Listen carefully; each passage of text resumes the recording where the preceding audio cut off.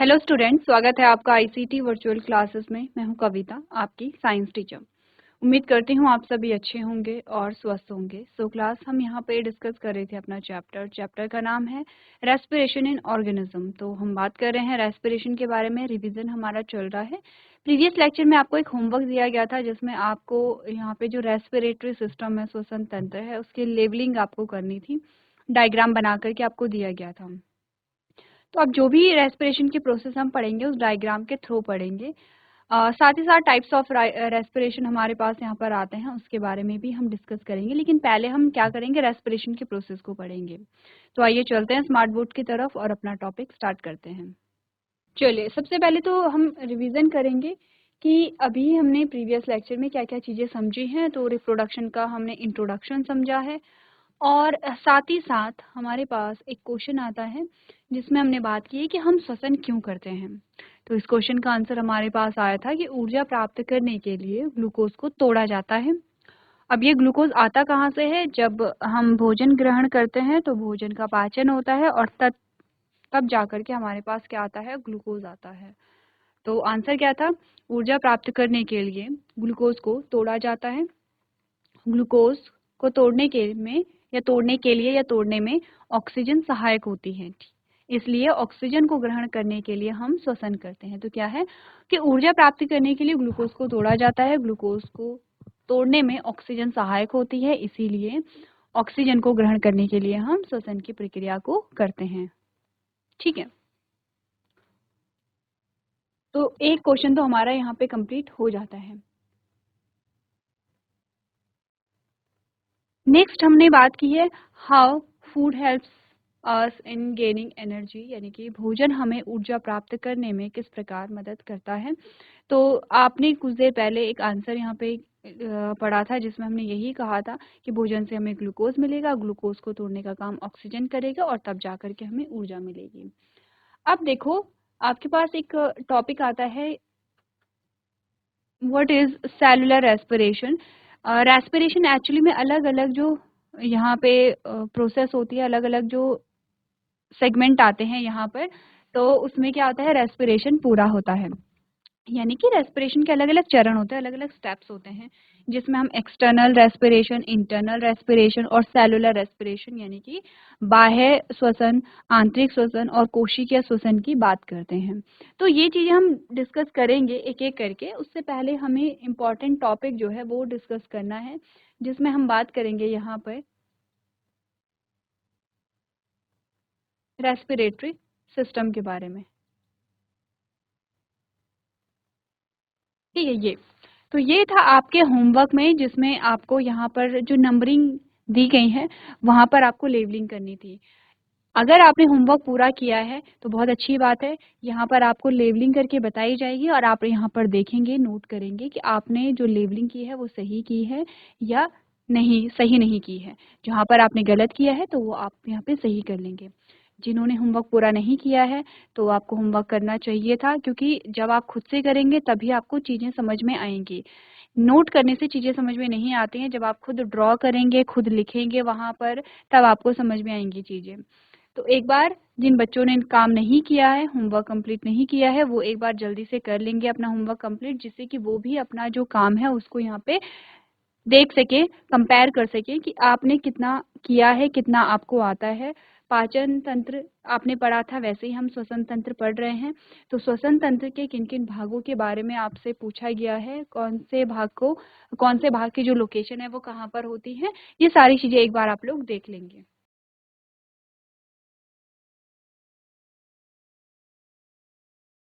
चलिए, आपने अगर नोट कर लिया है तो यहाँ पर आपको लेबलिंग बताई जा रही है। सबसे पहले, सबसे नंबर 1 पे जो लेबलिंग हमारी आती है, इसको हम नॉस्ट्रल्स कहते हैं।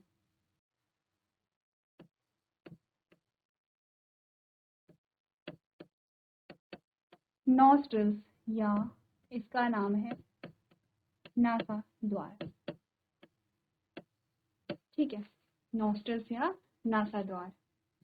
सेकंड जो हमारे पास लेबलिंग आती है वो है आपकी नेजल कैविटी।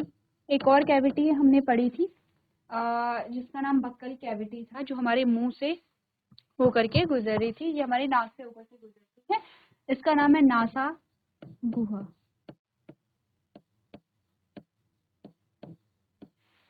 ठीक है। नंबर 3 पे जो लेबलिंग है इसका नाम है ट्रेकिया, या इसका एक और नाम है विंड पाइप, और इसको हम कहते हैं वायु नली। वायु नली। ठीक है। तो देखो याद रखना, एक और पाइप हमने पढ़ा था जिसका नाम था यहाँ पे फूड पाइप। ठीक है।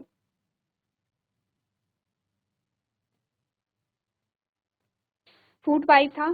फूड पाइप जो है वहाँ फूड पाइप के बारे में हमने कब पढ़ा था, जब हम यहाँ पर बात कर रहे थे डाइजेस्टिव सिस्टम के बारे में। विंड पाइप, विंड का मतलब होता है हवा या वायु, और विंड पाइप के बारे में हमने कब पढ़ा है यहाँ पे, जब हम बात कर रहे हैं रेस्पिरेशन के बारे में।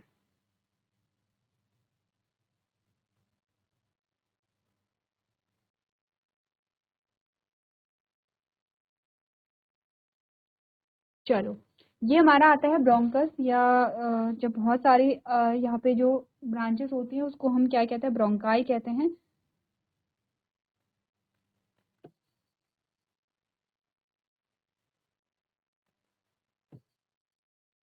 ये ब्रोंकस है। ठीक है। नेक्स्ट यहाँ पर आता है टर्मिनल ब्रोंकियोल्स।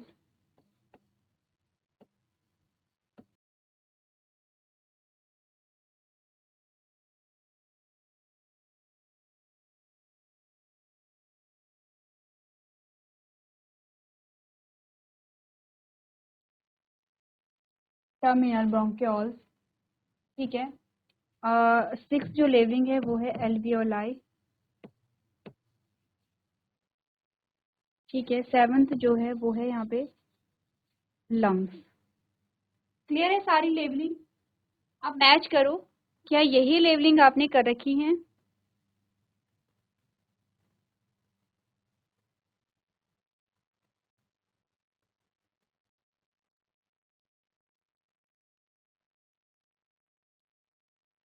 ठीक है, यही लेवलिंग हमने कर रखी है। अब ध्यान से देखो, अ, यहाँ पे जो रेस्पिरेशन की प्रोसेस है, रेस्पिरेशन में हमने पढ़ा क्या है, एक बार रेस्पिरेशन की जो पूरी प्रोसेस है वो यहाँ पर हम पढ़ लेंगे। देन आप यहाँ पे टाइप्स ऑफ रेस्पिरेशन को देखेंगे, या आप यहाँ पर क्या करेंगे, जो आपकी रेस्पिरेशन में भाग लेने वाले जो अंग हैं उनके बारे में हम डिस्कस यहाँ पर कर चुके हैं। तो अगर मैं सिर्फ इससे जो डायग्राम है, अगर डायग्राम के बेसिस पे आपके पास क्वेश्चन आता है तो आप यही बोलेंगे कि जो एक पैसेज है वायु का, वायु हमारे शरीर में कैसे यहाँ पे गति करती है, कहाँ से कहाँ जाती है, अगर उसके बेसिस पे हम देखें तो रेस्पिरेटरी सिस्टम में देखो सीक्वेंस वाइज 1 2 3 4 करके आपको यहाँ पे चीजें बता रखी हैं। तो वायु कैसे जाती होगी, सबसे पहले जो वायु है वो एंटर करती है कहाँ से, हमारे नासा द्वार से। ठीक है, इधर आ जाओ। वायु जो एंटर करती है वो आपकी नॉस्ट्रल से करेगी। ठीक है। नॉस्ट्रल से कहाँ जाती है, आपकी नेजल कैविटी में जाती है। ठीक है। नेजल कैविटी से आपके ट्रैकिया, या जिसको हम क्या कहते हैं यहाँ पे, विंड पाइप। ट्रैकिया या विंड पाइप जो है यहाँ पे, वो आप उसको टच भी कर सकते हैं। आप उसे क्या कर सकते हैं यहाँ पे, जैसे जो आपके गले में एक नली जैसी संरचना होती है वो आपकी विंड पाइप होती है। ये वाला जो रीजन है, और इसको आप यहाँ पे अपने हाथों से टच कर सकते हैं।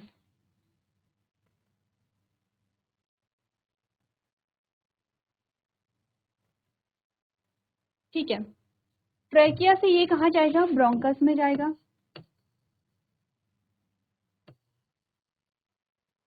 ब्रोंकल से ये ब्रोंकियोल्स में जाएगा। ब्रोंकियोल से ये कहाँ जाएगा, टर्मिनल ब्रोंकियोल्स में।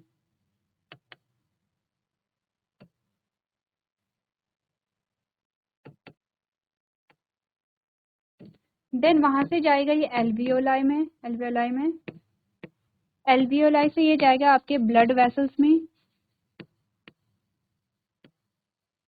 आपके ब्लड वेसल से ये आपकी पूरी बॉडी पार्ट में, आपके हर एक ऑर्गन में, आपके हर एक टिश्यू में, आपकी हर एक सेल तक पहुंचाया जाता है। ठीक है, तो ये पैसेज है यहाँ पर किसका, ये पैसेज है यहाँ पर जो रेस्पिरेशन है उसका।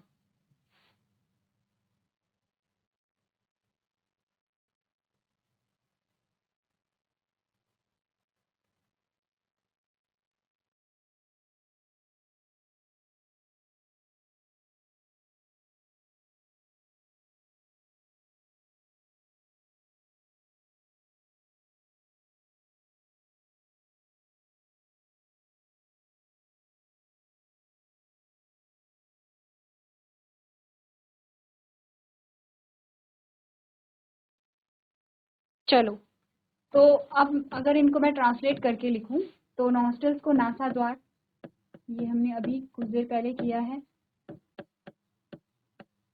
नेजल कैविटी को नासा गुहा, ठीक है। ट्रैकिया को वायु नली,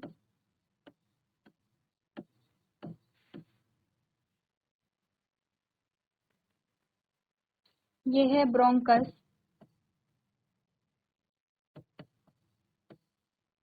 ठीक है, ब्रोंकस।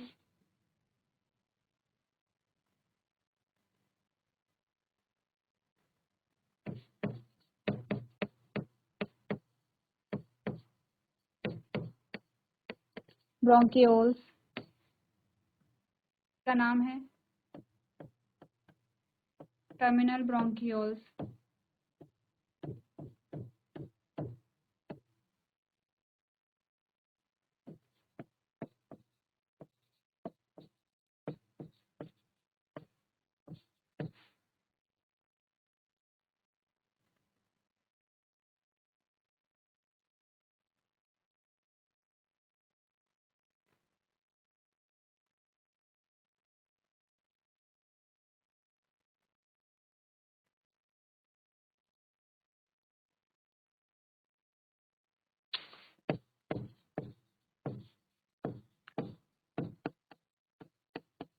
रक्त वाहिनियां और आपके पूरे शरीर के भागों तक क्या पहुंचती है, ऑक्सीजन पहुंचती है।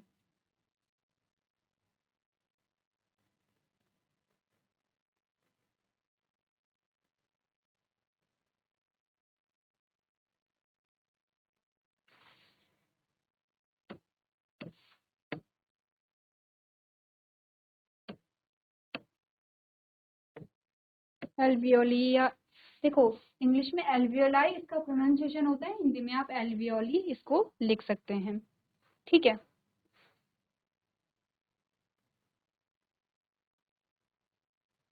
एरो देखो, एरो के माध्यम से समझना है। हमने डायग्राम देखा है, अब हमने लाइन डायग्राम यहाँ पर देखा है कि कहाँ से जो हवा कहाँ की ओर जाती है, कैसे जाती है।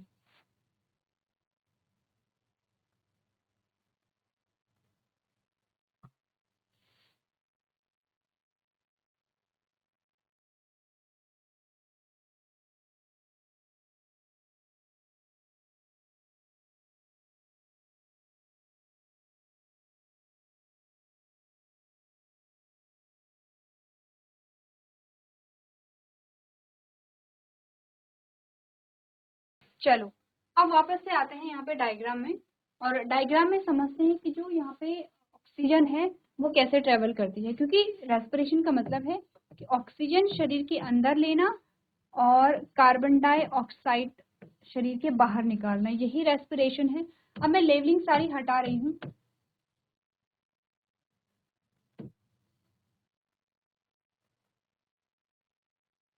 तो चलो लेवलिंग रहने देते हैं, ठीक है। ये हमारी सारी लेवलिंग है, ठीक है। ऑक्सीजन जो है उसको हम रेड कलर में दिखाते हैं। ऑक्सीजन आपके, ये ऑक्सीजन है, ये आपके नासा द्वार से कहाँ जाती है,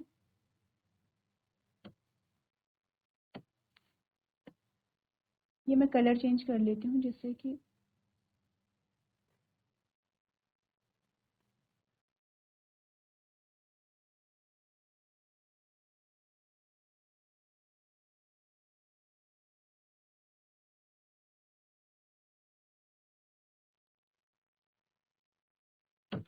चलो, ये ऑक्सीजन गई,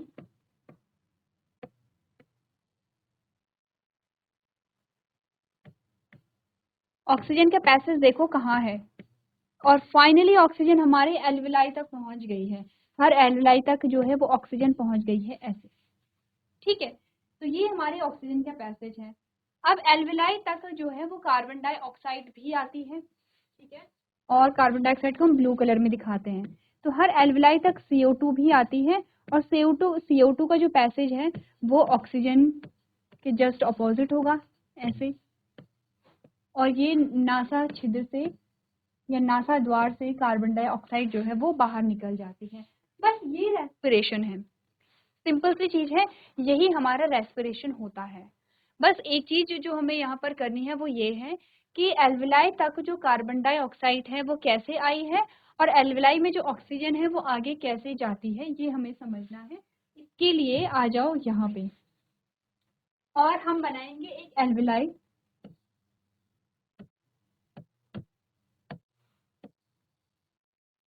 ये हमारी एल्विलाई है, ठीक है, और ये हमारी ब्लड वेसल्स हैं ऐसे, या फ्रंट में बनाते हैं, ठीक है। ये एल्विलाई है, ये हमारी क्या है, ब्लड वेसल्स है। ब्लड वेसल्स क्या होती हैं, रक्त वाहिनियां होती हैं जिनमें हमारा रक्त बहता है। देखो ब्लड जो है वो एक तरल पदार्थ है, ठीक है। क्या है, ये एल्विलाई है। एल्विलाई समझते हो कहाँ है, हमारे लंग्स में होती हैं। अच्छा, एल्विलाई एक नहीं होती है, बहुत सारी ऐसे गुच्छे में जैसे होते हैं वैसे होती है, हर एक लंग्स में, दोनों लंग्स में बहुत सारी एल्विलाई प्रेजेंट होती है। एल्विलाई इंपॉर्टेंट होती है। एल्विलाई से अगर कोई स्मोकिंग करता है यहाँ पर, तो उससे उसके एल्विलाई को क्या फर्क पड़ता है, इसके बारे में भी हम डिस्कस करेंगे। तो हम बात कर रहे थे ब्लड वेसल्स के बारे में। ब्लड वेसल्स क्या होती हैं, देखो ये आपका रक्त है, ये पूरा ब्लड है। अब ये जो ब्लड है ये हमारे शरीर में ट्रैवल कैसे करता होगा, हमारे ब्लड हमारे शरीर में ये बहता कैसे होगा। तो आपने कहा कि यहाँ पर क्या होंगे, कुछ पाइपलाइन जैसी संरचनाएं होंगी ऐसे, ये कुछ पाइप जैसी संरचनाएं होंगी, और इनमें जो हमारा ब्लड है वो एक जगह से दूसरी जगह जाता है। ठीक है, जैसे हमारे हार्ट से कहाँ जाएगा, हमारे सारे पार्ट्स में जाएगा, हमारे हेड वाले पोर्शन में जाएगा, हमारे पैरों तक जाता है। तो कैसे जाता है, जैसे पाइपलाइन होती है, जैसे हम पानी भरने के लिए पाइप का यूज करते हैं, कुछ वैसे ही पाइपलाइन होती हैं, और इनका नाम है वेसल्स। ठीक है, इन्हीं का नाम है वेसल्स, और इनको हम कहते हैं वाहिनियां। देखो ये जो वाहिनियां होती हैं ये 3 प्रकार की होती हैं, याद रख लेंगे आप, इम्पोर्टेंट है क्योंकि आर्टरी है जिसको हम क्या कहते हैं, धमनी कहते हैं, धमनी आर्टरी, पहली ये है। दूसरी जो है इसका नाम है वेन, इसको हम कहते हैं शिरा। ठीक है, और तीसरी हमारे पास आती हैं जिसको हम कैपिलरी कहते हैं, जिसको हम कैपिलरी कहते हैं, कैपिलरी भी रहने दो चलो, कैपिलरी या केशिका इसका नाम है। ठीक है, या चलिए अगर आप याद रख सकते हैं तो अच्छी बात है।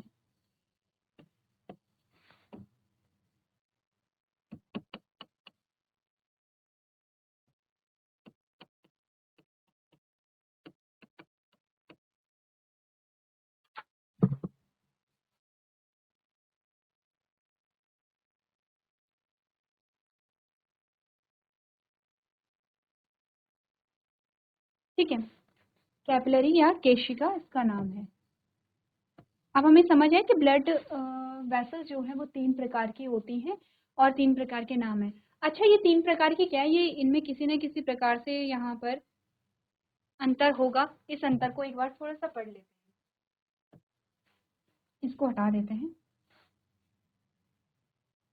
अब देखो,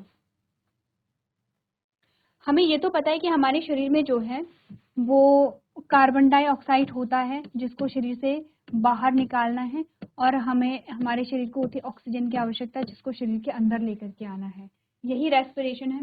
तो इतना हमें समझ में आया है कि हमारा जो ब्लड है, एक एक करके समझते हैं। देखो हमारे ब्लड में जब ऑक्सीजन की अधिकता होती है, ठीक है, जैसे कि हमारा ये जो यहाँ पर ये ब्लड वेसल्स है, ठीक है, और जब इसमें ऑक्सीजन की अधिकता होगी तो ऐसी ब्लड वेसल्स को हम क्या कहेंगे, आर्टरी कहेंगे।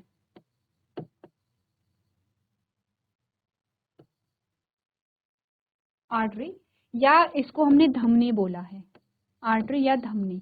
तो धमनी ऐसी ब्लड वेसल्स होती है, ऐसी वाहिनियां होती हैं जो ऐसे रक्त को लेकर के जाती हैं जिसमें ऑक्सीजन अधिक मात्रा में होता है, ऑक्सीजन रिच होता है, ठीक है। अब ये हमारे पास कुछ दूसरी प्रकार की वाहिनियां हैं।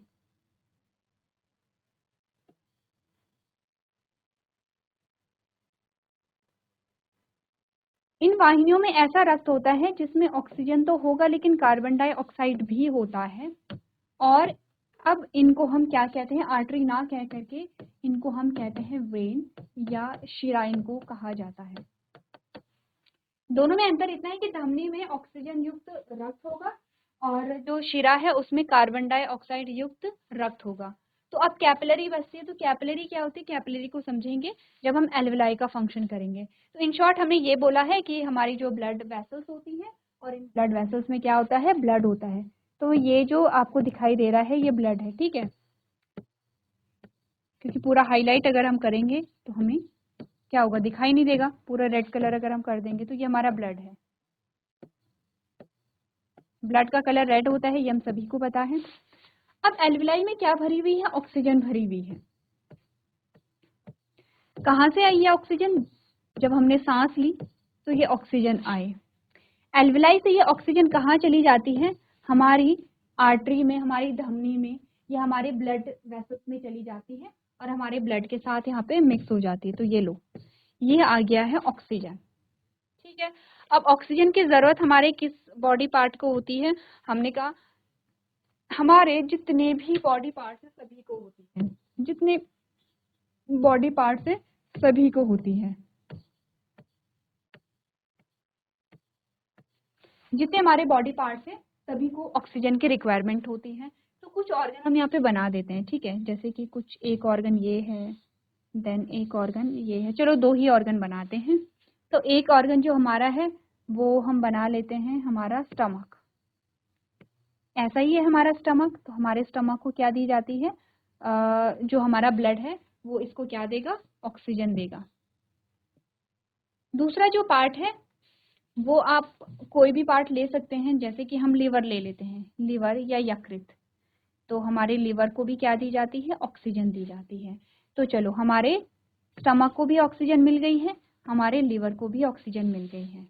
अब वापस से आओ, एक प्रोसेस हमने पढ़ी थी यहाँ पे कि एक ऑक्सीजन एक चीज हमने पढ़ी थी, हम श्वसन क्यों करते हैं। हमने कहा हम श्वसन इसलिए करते हैं क्योंकि ग्लूकोज को तोड़ करके क्या निकलती है, ऊर्जा निकलती है, और ग्लूकोज को तोड़ने के लिए ऑक्सीजन की आवश्यकता होती है।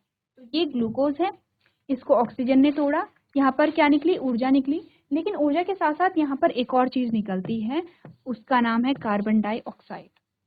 ऊर्जा के साथ साथ जब ग्लूकोज टूटता है और जब ऑक्सीजन ग्लूकोज को तोड़ती है तो यहाँ पर एनर्जी के साथ साथ कार्बन डाइऑक्साइड निकलता है। तो एनर्जी का तो हमने यूज कर लिया है, इसका तो हमने उपयोग कर लिया है, पर ऑक्सीजन हमारे लिए क्या है, वेस्ट मटेरियल है, ठीक है। यानी कि ये हमारे किसी काम का नहीं है, हम कह सकते हैं ये अवशिष्ट है, ठीक है। और इसको अब क्या करना है, शरीर से बाहर निकालना है। शरीर से बाहर क्यों निकालना है, क्योंकि ये विषैली गैस है। विषैली गैस यदि कि हमारे शरीर में रहेगी तो ये हमारे शरीर के लिए क्या होगी, विषैली गैस साबित होगी। तो यहाँ पर कार्बन डाइऑक्साइड कैसे बना, ये समझ में आया। अब देखो, जब हमारे स्टमक को, ये हमारा स्टमक था, ठीक है, ये हमारा स्टमक थोड़ा मोटा बन गया, ठीक है, स्टमक हम कैसे बनाएंगे, पतला बनाएंगे। ये हमारा स्टमक है, जब यहाँ पर ऑक्सीजन आई, ऑक्सीजन के साथ साथ यहाँ पे क्या आया, ग्लूकोज। मैं ग्लूकोज पूरा नहीं लिख रही हूँ, G4 ग्लूकोज है, ठीक है, ग्लूकोज आया। अब इसके बाद हमें क्या मिली, यहाँ पे हमें एनर्जी मिली E4, एनर्जी में E लिख रही हूँ, और एनर्जी के साथ साथ यहाँ पे क्या बना है, कार्बन डाइऑक्साइड भी बना है, ये बात ध्यान रखना। सेम ऐसा लीवर में भी हुआ है। अब यहाँ पे इधर आ जाओ, ये चलो आगे चलते हैं, सामने सामने पे करते हैं, ठीक है। स्टमक में समझ आ गया, स्टमक को ऊर्जा मिली, स्टमक को क्या मिली, यहाँ पे ऊर्जा मिली, और ऊर्जा मिली, लेकिन यहाँ पे क्या बना है, कार्बन डाइऑक्साइड भी तो बना है, ठीक है। यहाँ पर E4 एनर्जी बनी, लेकिन यहाँ पे क्या मिला है, कार्बन डाइऑक्साइड भी बना है। सेम चीज लिवर में होगी कि यहाँ पर ग्लूकोज भी था, अब ग्लूकोज भी लिखेंगे तभी तो यहाँ पे एनर्जी मिलेगी।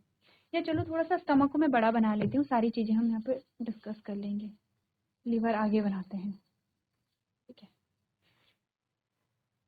देखो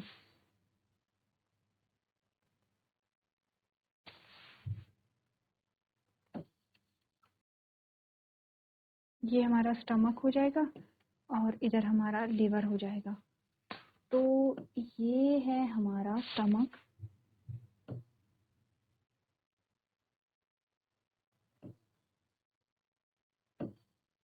ये हमारा स्टमक है, और ये हमारा लिवर है। तो चलो, लिवर को ऑक्सीजन मिली, हमारे स्टमक को भी ऑक्सीजन मिली, ऑक्सीजन मिली, और लिवर में क्या था, प्लस लिवर में ये हमारा स्टमक है, स्टमक में क्या था, ग्लूकोज था। अब जब यहाँ पर उसके बाद हमें क्या मिली, यहाँ पे एनर्जी मिली, प्लस हमें एक और चीज यहाँ पर देखने को मिली, कार्बन डाइऑक्साइड। इस कार्बन डाइऑक्साइड को बाहर निकालना जरूरी है। सेम चीज लिवर में भी होगी कि लिवर को क्या यहाँ पे मिला है, ऑक्सीजन मिली है, प्लस यहाँ पे क्या था, ग्लूकोज था। इन दोनों से जब ग्लूकोज टूटा तो हमें क्या मिली, एनर्जी मिली, प्लस हमें यहाँ पे क्या चीज मिली, कार्बन डाइऑक्साइड मिली। अब इस कार्बन डाइऑक्साइड को बाहर निकालना जरूरी है। तो अब कार्बन डाइऑक्साइड कहाँ जाएगा, फिर से रक्त में जाएगा, फिर से रक्त में जाएगा, और रक्त के माध्यम से ही वापस कहाँ आएगा, एल्विलाई में आता है। तो अब क्योंकि कार्बन डाइऑक्साइड की बात हो रही है, क्योंकि कार्बन डाइऑक्साइड की बात हो रही है, तो कार्बन डाइऑक्साइड युक्त जो रक्त है वो कहाँ जाता है, धमनी में जाएगा या शिरा में जाएगा, शिरा में जाएगा, जिसको हम ब्लू कलर में दिखा रहे हैं। तो जो रेड कलर है वो आपकी क्या है, धमनी है, जो ब्लू कलर है वो आपकी क्या है, शिरा है। तो यहाँ पे आ गया है आपका ब्लड। देखो ये ब्लड अभी भी रेड कलर का ही है, बस इस ब्लड में आप कार्बन डाइऑक्साइड भी आ जाता है।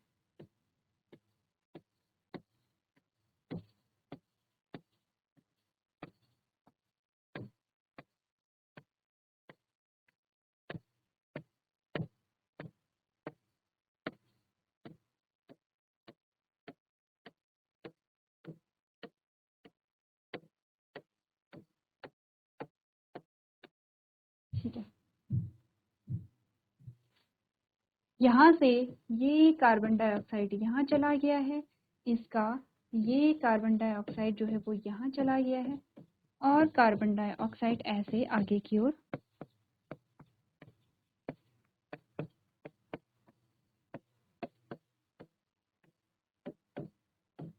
ये है। अब ये जो कार्बन डाइऑक्साइड है ये ब्लड वेसल से कहाँ जाएगा, एल्विलाई में बाहर चला जाएगा ये, और ये फिर से कहाँ जाएगा, हमारे श्वास नली में चला जाएगा। ठीक है, देखो एल्विलाई से कहाँ गया, आपके ब्रोंक्योल्स में गया, ब्रोंक्योल से ब्रोंकाई में गया, ब्रोंकाई से आपके ट्राइकिया जो वायु नली है वहां गया, वहां से आपके नासाद्वार में गया, नासाद्वार से बाहर निकल जाता है। तो ये पूरा प्रोसीजर है कि कैसे ऑक्सीजन हमारे हर एक भाग तक पहुंचती है।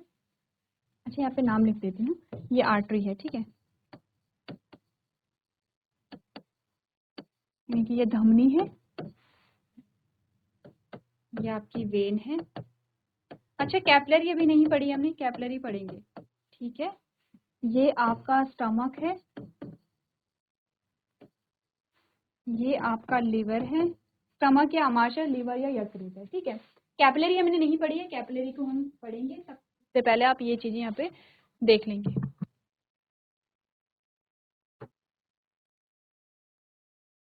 चलिए, सो क्लास आज हमने पढ़ा है यहाँ पे कि श्वसन होता कैसे है, श्वसन में जो गैसेस हैं वो ट्रैवल कैसे करती हैं।